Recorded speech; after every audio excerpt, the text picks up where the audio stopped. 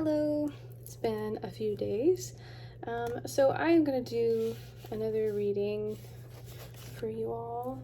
I have a couple backed up that went through a writing phase and then didn't come back and read for a little bit. Sometimes I need to walk away from it, to make sure that maybe I'm getting the best message. And so today I'm going to go through what I wrote a few days ago and then also correlate it to what's happening currently astrology-wise on the 5th at 3:47 and 9 seconds p.m. So this one, I wrote a couple different things on it. I did write when I first came back in, how does the past correlate to now? Which that could literally be a question that's asking you what is significant currently that you've already experienced before, what is echoing, what is a theme of some sort. And so this message might mean something to someone. If you are looking into a gemstone called black spinel, if you've been seeing images of a message in a bottle, the spirit animals were owl, scorpion, a lioness, wolf, falcon, and explicitly a black mamba snake. And I looked up that snake specifically because it came up very specifically. And it says the black mamba snake does not attack without a purpose. It's fast, efficient, and deadly clear, deadly accurate. It moves with certainty, even when, and so basically the message that came with it is even when within an uncertain terrain, to walk with power, have confidence, do not cave to fear. It is a very highly venomous snake known for its speed and aggressiveness. So when I added up all the cards, the first total is 35, which I did write down the numerology of it because I felt like something about it was important. And then it also adds 5 and 3 is 8. So I have both of them here. So the total of the cards, which was 3 of clubs, 7 of swords, queen of diamonds, queen of hearts, and ace of hearts. Let's make sure. Sometimes my brain writes other things. So yes, checks out. I verified. Okay. So this was written June 1st, 2025. 35 equals a hidden message. Quiet when necessary, loud when need to be. Not to punish, not to intimidate. Watchers, guardians, and initiators. So that could literally be an energy of you being watchful, watching something, or you feeling that someone is watchful or watching you in some kind of way. And so I went into each card and, I always like to refresh myself on the meaning of cards because that way I have a higher probability of remembering it. And then also, like, each interpretation gives you more depth and possibility to a card, and it helps you when you're trying to put it together, especially in a high, speed environment where you're trying to calculate something based on what the cards are telling you, the message that it's providing. Having an endless tool chest or playpen or something like that to dig from to get different interpretations. So, and then hold it so you can see it. There you go. All right, so this one is called The Wish. It is 3 of clubs. Sometimes can have the same energy as the 3 of wands in tarot. And it's thought has influence even beyond what we are willing to admit to ourselves. So there's a statement that says the hardest mind to change is your own. So that is the energy of this, if you want to also think about it that way, the needing to be more open to thought. But it's also the be careful what you wish for energy, which means if you don't really want it, if you really had time to sit down and think about it and how it could really manifest in your life, if you don't really think that that would be something you'd want to experience, I would be careful about what you're trying to bring in. And it also means the awareness that we're being reminded of something also. So I guess that would say something about the reoccurring thought, maybe, because spades, wands, or not spades, excuse me, clubs and wands normally are of the mind. Like, the swords are definitely of the mind, but this is like where creativity comes through. So creativity is using the mind, but it's also creating something, which can be truths and it can be untruths. It can be both. And I feel like that's good for that one. And then I have, if I can pick it up, it's hard. It's a hard card to pick up. It's also a hard card to get, right? So the Seven of Swords is, or Seven of Spades, Sword of Destruction. Destruction can be helpful, even necessary sometimes, for a productive life, to make us move and to move us from a state of inaction. That may mean cutting off a bad relationship or a bad habit. When a lack of care or directionlessness, that's a big word, we can experience destruction, loss, or grief by our own hand or another. So sometimes we are the enemy to us. So one thing I would say, thinking about that sounds like the 12th house in tarot, in astrology. Wow, I'm trying to read some stuff and some things. English.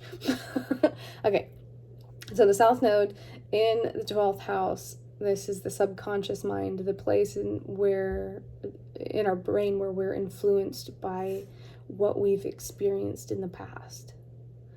It can be considered the house of self-undoing. So this talking about experiencing destruction, loss, or grief by our own hands or another, which also the 12th house is the house of hidden enemies. So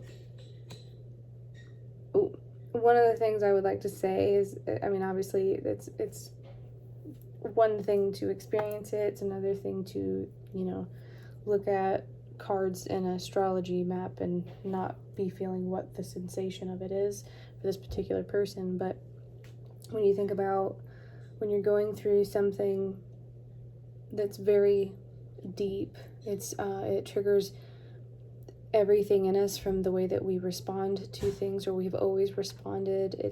And so that in that house, the 12th house in this one, for example, it's Virgo, and across the street from it is Pisces, the 6th house. So those are considered health houses in medical astrology. It's the mental health and physical health, what the mind conjures, manifests in the body, those two areas. So that's where the North and South Node are. So the South Node is transiting through this 12th house space. Sorry about the sound out there. So when the South Node is going through an area, it's considered the house, or it's considered a symbol of leakage, but it's also considered a door of past and exit. So one thing you would say is it's also at the 23rd degree, which came up yesterday in another reading, which I guess they may be connected, but anyway. Okay, so the South Node at 23 degrees. So there's a phenomenon with the number 23. So if you're seeing the number 23, this could also be for you. So that number of the South Node going through our subconscious, think about it this way. What needs to change? What do you need mental freedom from? Like, are you compulsively thinking about something, spinning record syndrome? Is there chaos? Is there too many thoughts, too many noise? Is there too many voices? Are you stuck in a place of curiosity but inaction? The human experience is underneath this number specifically, and it's considered a sacred pivot point. So remember when I said at the very beginning something about us being able to change our own mind is the hardest mind to change, right? So maybe you are able to change your own mind, because one of the things you want to think about is establishing trust with yourself, and that's really hard, especially if you've gone through something where you've lost trust with yourself in some kind of way. And it says when the universe stirs the pot. Oh, salty bee. May be experienced as restlessness, which means you may be struggling with sleep. If the South Node is there, I would say maybe you're having a reoccurring nightmare, or you're having people from the past coming through your dream space. You're having situations of the past come into your dreamscape, something like that. You've been seeing a lot of synchronicity, which could also be in numbers, which 35, 8, and 23 may be significant, since that's all what kind of is coming out. And then it's also considered a master number, but it's considered the trickster, so it normally kind of gets a little bit ignored in the master number channel. But if you're wanting to know what planet to look for example, we would look for Mercury. And right now also I can't make this shit up, in the 10th house, the public facing energy, Mercury is at 23 degrees and 29 seconds, which is potent, because 23 and 29 in astrology are very big numbers. And Venus is also at 29 degrees. So if we're looking at the planets, if you're looking through a chart, what ones are influencing me right now? The ones at the highest degree. So right now, the planets at the highest degree is literally Jupiter, because it's about to click into a new sign, and so is Venus about to. So that is considered kind of like it's a square. So there may be something to do with other people's money and career and big changes in those areas. So those numbers are coming through, but definitely the 23, at Mercury being at 23 degrees as I'm being called to pull out Mercury is great, because that ties in so wonderfully. Lol. Sorry.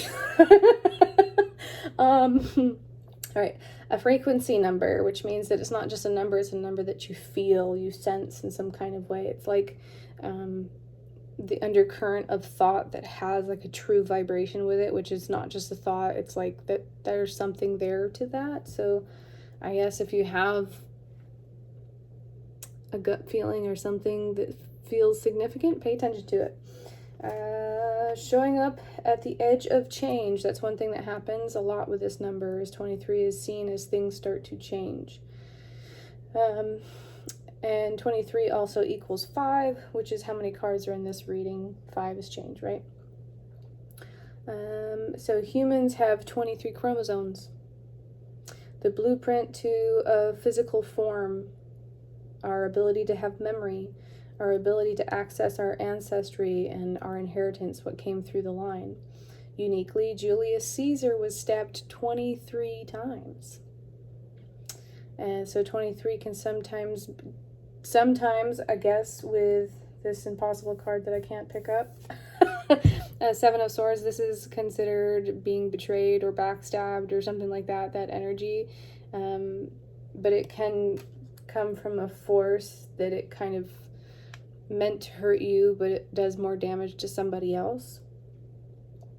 But according to, Julius Caesar and that, you would think about paying attention to gut feelings. So then also, this one was unique. The Titanic sunk April 15th. And if they didn't write the year, which was regardless, but April 15th, if you add 4 plus 1 plus 5, I guess I did put it in there, plus 1 plus 9 plus 1 plus 2 equals 23. I guess I wrote it how many days ago, so I don't remember if I verified that. So anyway, in my unique fun facts of this number. 23 means reality is breaking, or something in a way in which you used to think very deeply and profoundly about something. You know, that's the mind space. So if something changes deeply within the mind space. I Ching number 23 is considered splitting apart. So if you think about that big change that's happening, is there something that's just kind of like dividing something, or pulling something out, unplugging something, removing something, or unthinking certain things, or changing mind patterns, something like that. It is a stripping away of illusions, and ending that's not really an ending. The story isn't over. So I guess you could also think about Mercury is the planet that has multiple retrogrades. It's constantly going back and forth and back and forth. So that would be another symptom of it's not over. We're still there's still more to this. We're same ground I've covered. I need to go back over in some kind of way. Okay, and so then we have the Queen of Diamonds, Livia.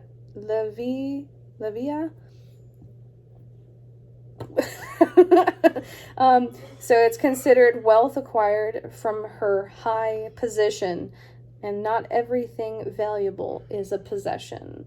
So you might want to think money is awesome and things are great, but what, like, if all of that disappeared, or you, like, for example, you had a big moment where you had, like, just moments that you needed to get something out of a house, right? What is the actual most meaningful things in the house? Like, for me, my cats, my dog, maybe certain papers. Everything else is crap, you know?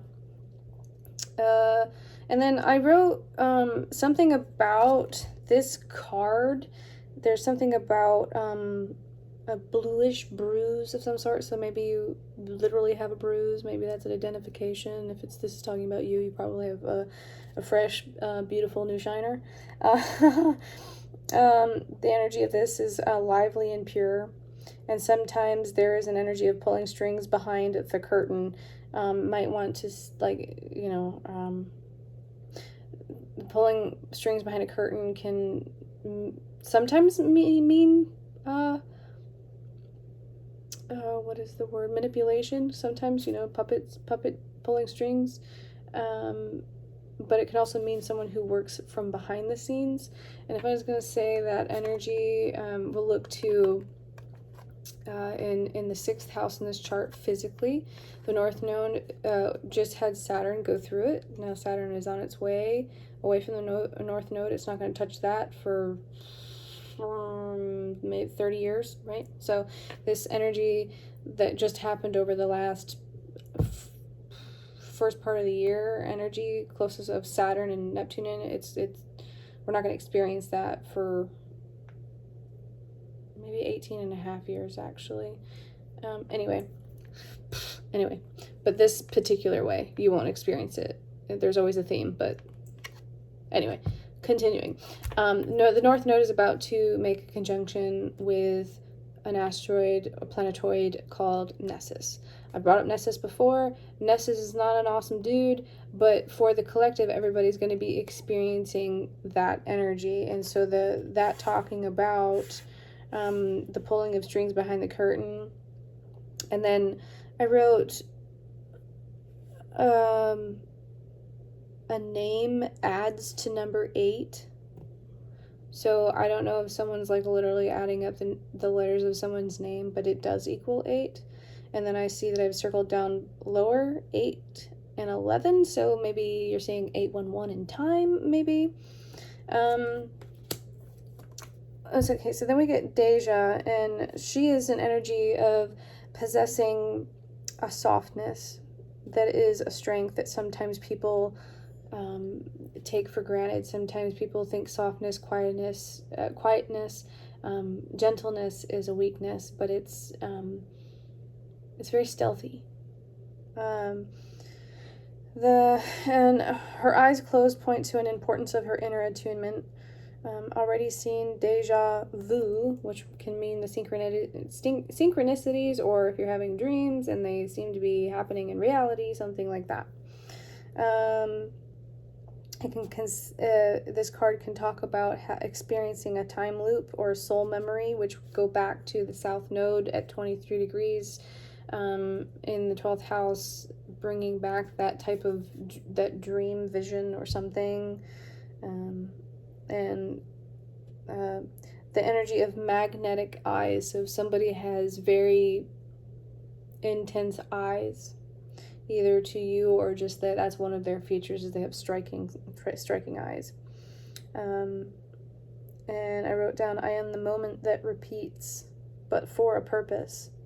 So if you are experiencing skipping record syndrome, your mind is attacking it like a puzzle and you're trying to solve it. And sometimes those are the most frustrating puzzles, because sometimes it takes a really long time to solve those. Right? So let's hope that the energy of this reading shows that problem solving is on its way for you.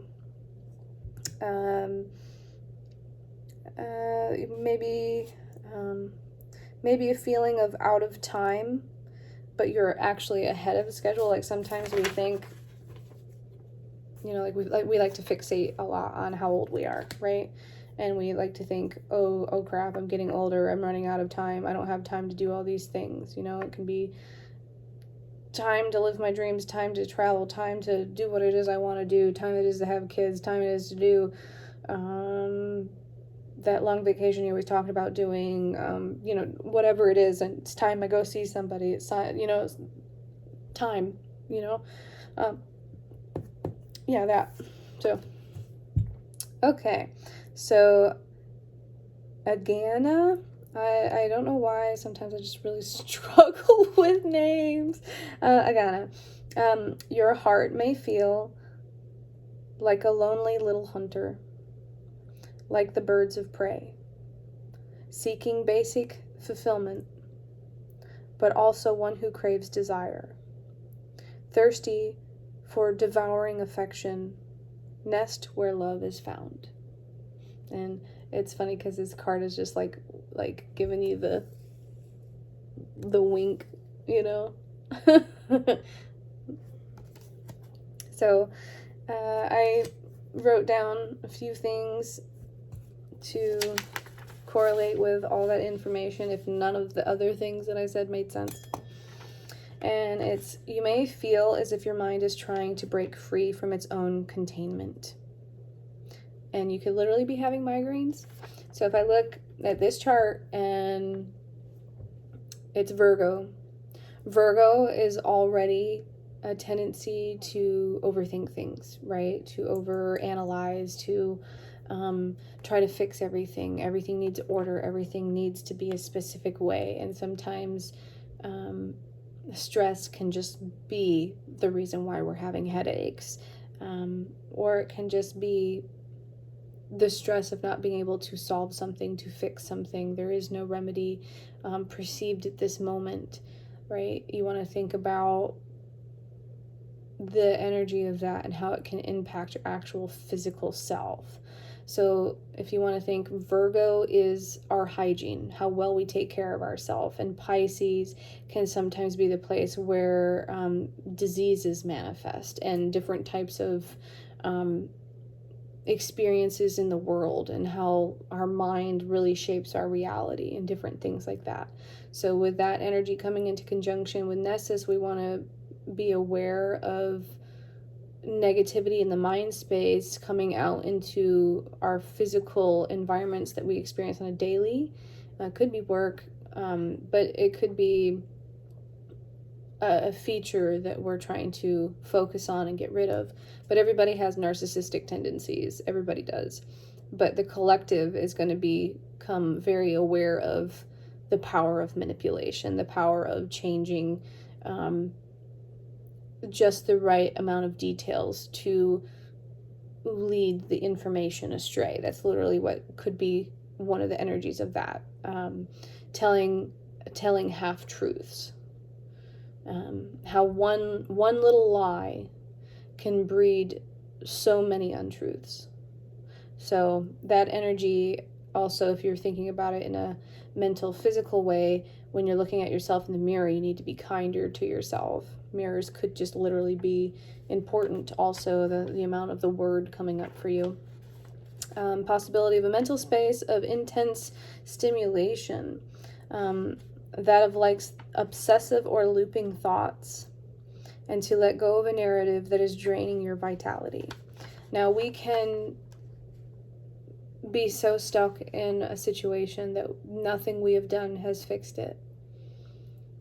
And it's breaking not only your heart, but it's breaking your mind space too. So it's one of those things where it's just sometimes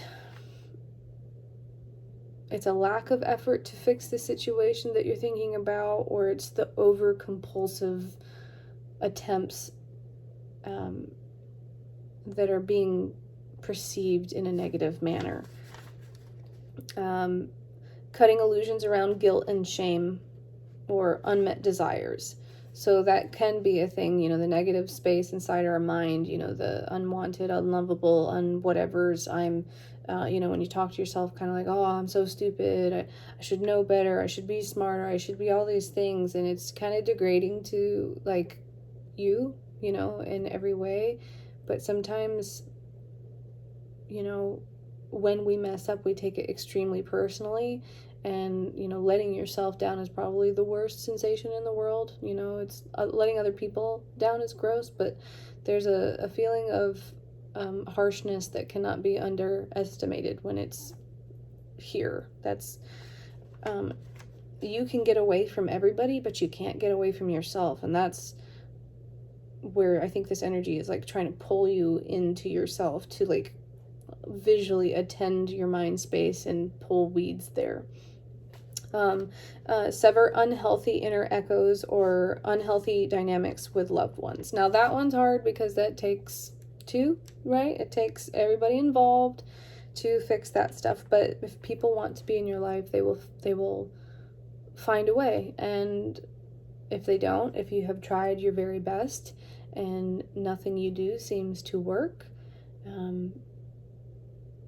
then there is a sensation of, Mars being at 23 degrees, also lol.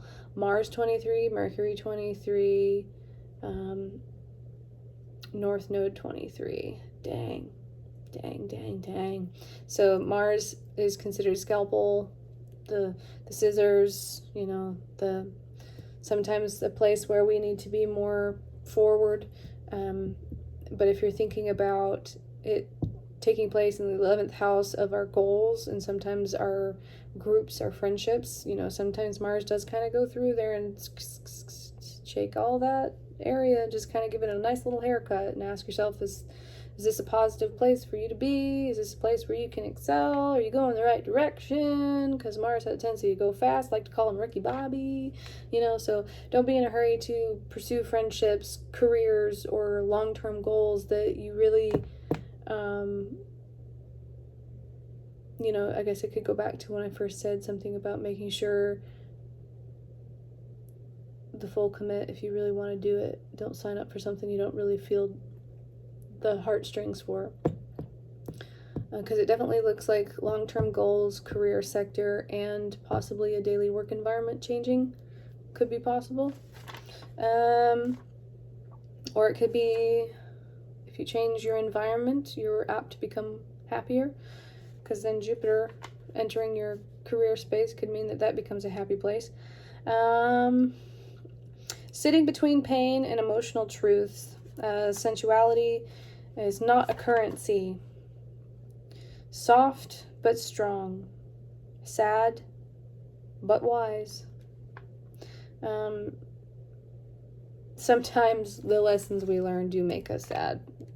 Just, it's how it is. Life is, I don't know why we chose to come here. Sometimes I just think about, like, this is probably way too deep, but you're already here with me. Welcome. I do think about sometimes, like, damn, I'm like really alive. I'm really doing this. This is I mean, I'm touching my cheek right now, I'm just kind of like experiencing this and then just like wondering, why am I here? Why am I doing this?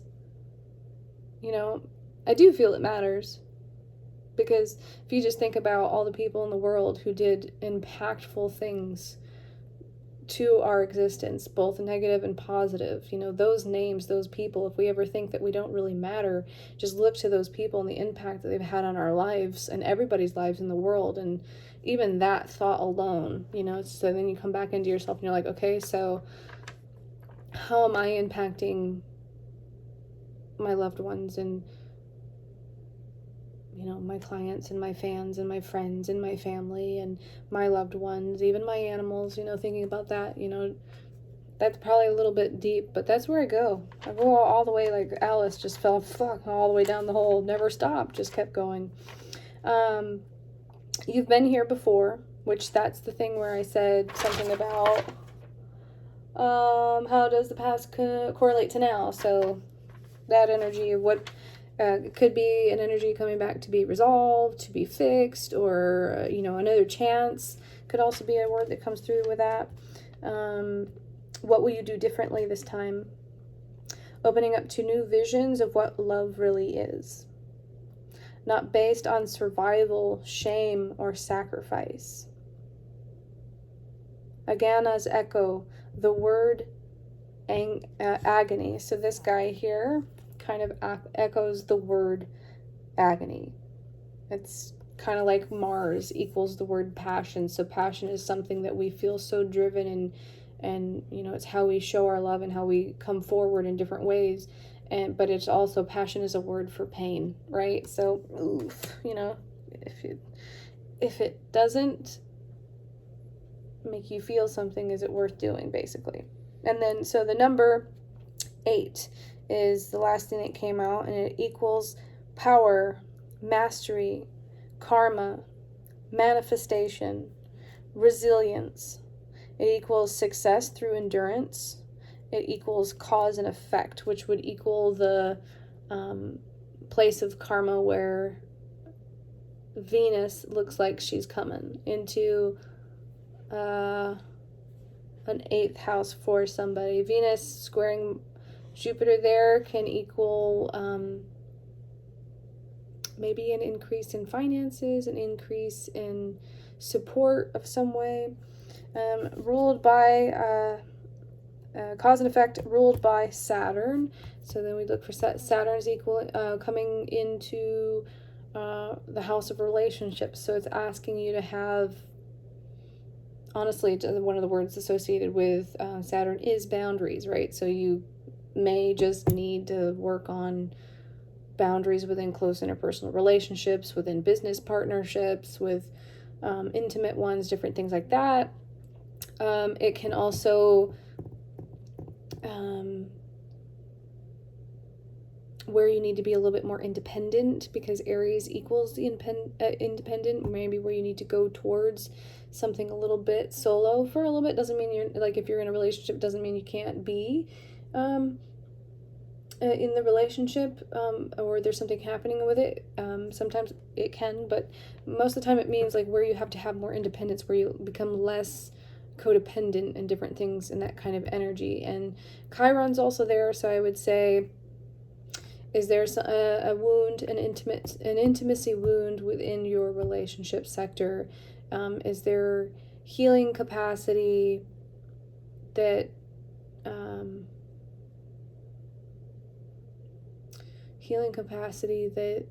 is available to relationships that have experienced the word stunted comes to me. It's been stunted, or there's been a hiccup, or there's been some sort of something.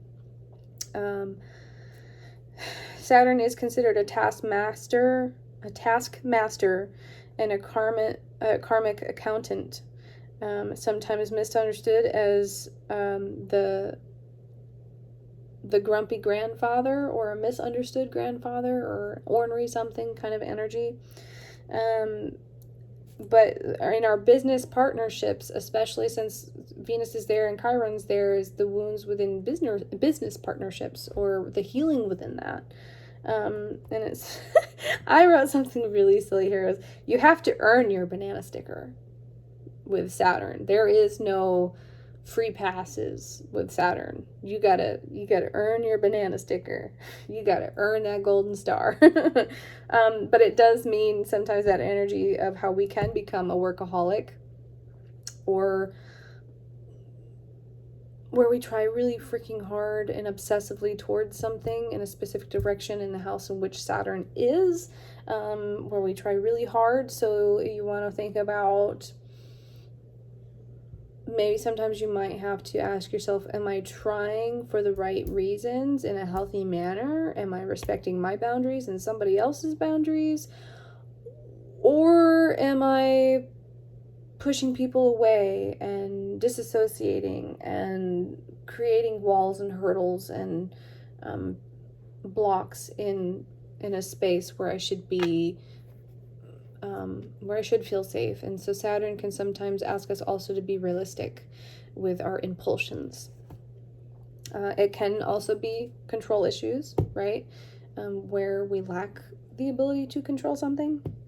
The suppression of emotions, feeling that love is earned by achievement. So be careful of falling into the belief that they will love me if they don't love you now, if they don't care about you now, if they're not making efforts now, if they're not calling you, if they're not texting you, if they're not showing up, if there's not physical proof of someone caring about you, then you need to be very careful about people using you, because that energy of try, give, if I do these things, then they will love me. The answer is no, they won't. They'll just use you. That's just the answer. There is an energy of loops of fear or revenge. So we go back to the house of mental health with 23 degrees. The energy of thinking about Julius Caesar and being betrayed. That energy, what are you afraid of? Are you betraying yourself? Do you feel that somebody's going to betray you? Do you feel that someone is going to hurt you mentally, physically, or emotionally? Do you simply just fear change? Do you just fear all the things you could possibly fear, and you create the worst case scenario in your mind and it never really happens? You know, that comes back into the mental health and how what we think about, we bring about that energy. There is a lot of Scorpio intensity. So then I look at the second house, and Scorpio energy is ruled by Mars, which is in your friendship house. So worth can be tied to friendship circles.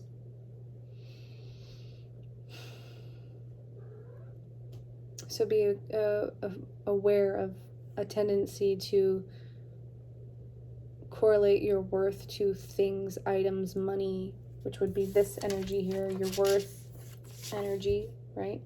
Don't correlate your worth to the way other people treat you. It's what we allow. So they either treat you with respect in the way that you need to be treated, or they don't and you still allow it. Because a lot of times we think, oh, they didn't mean it, you know. So it's got Scorpio intensity and it's got Capricorn structure. And so Capricorn rules the fourth house here. So that means that home has to be a solid place. You have to be solid in your belief systems.